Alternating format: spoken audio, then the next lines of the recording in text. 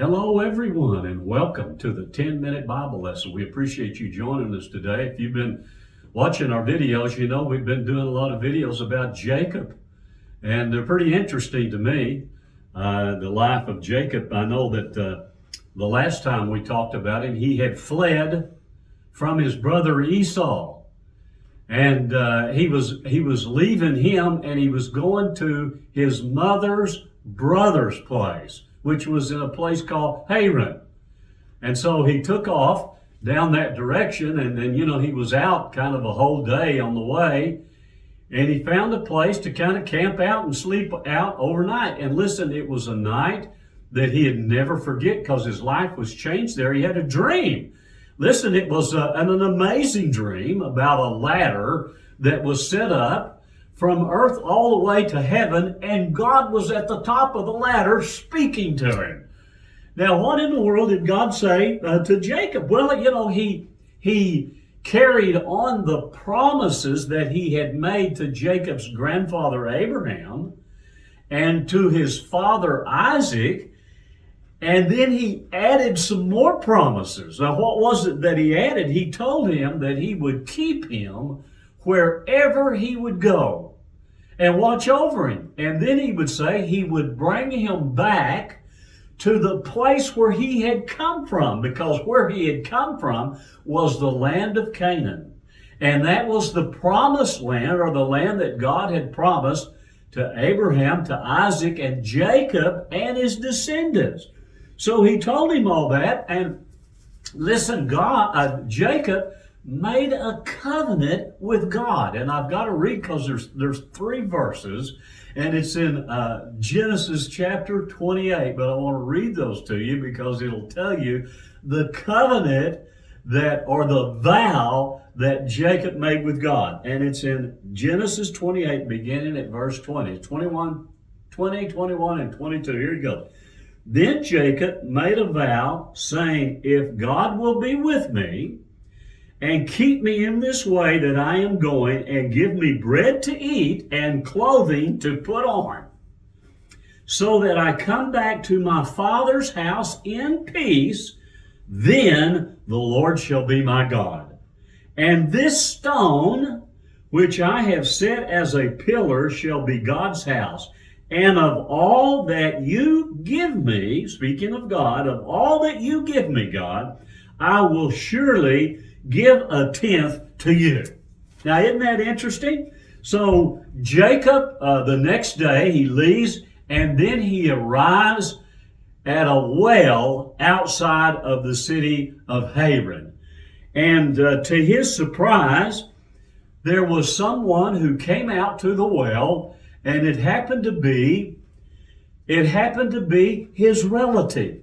That is to say, it was his mother's brother Laban's daughter Rachel. I don't know if you got all of that, but she came out, and let me read it to you. It's in Genesis chapter 29, verse 9.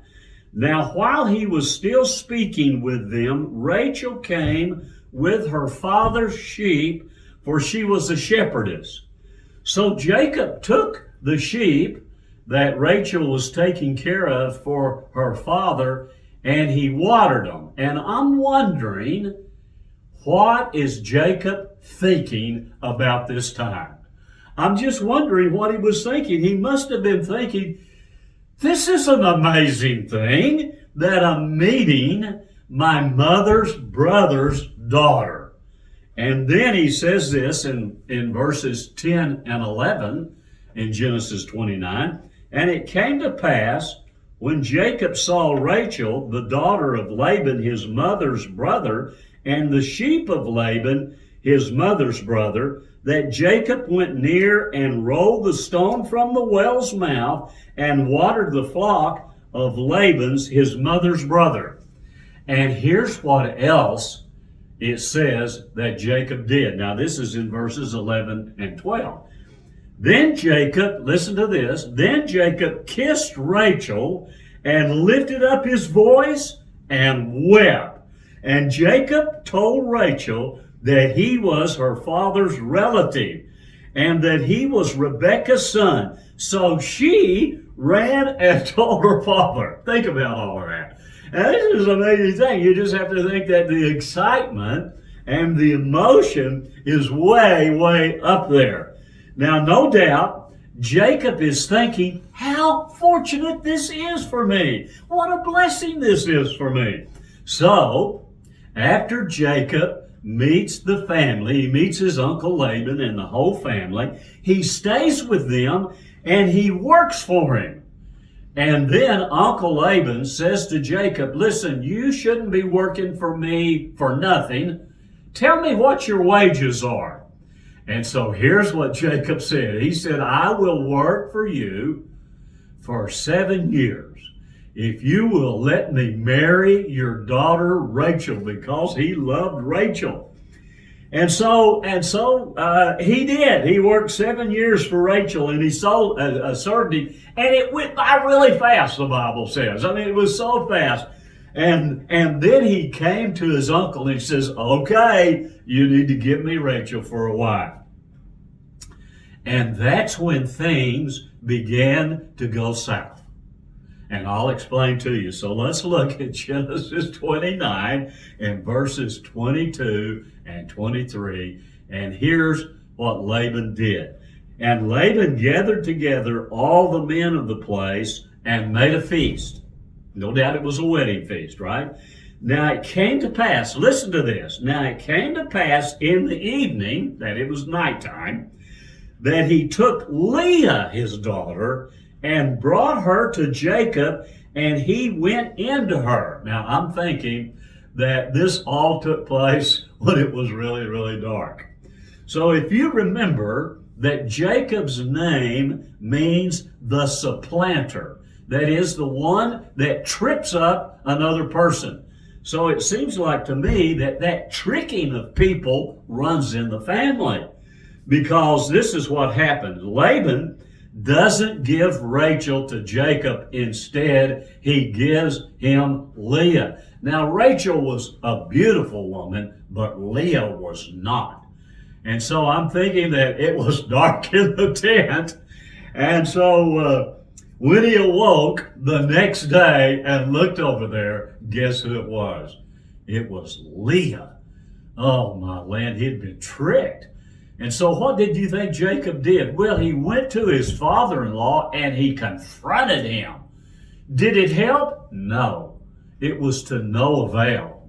But his father-in-law said this, if you will work another 7 years, then I will give you Rachel to be your wife.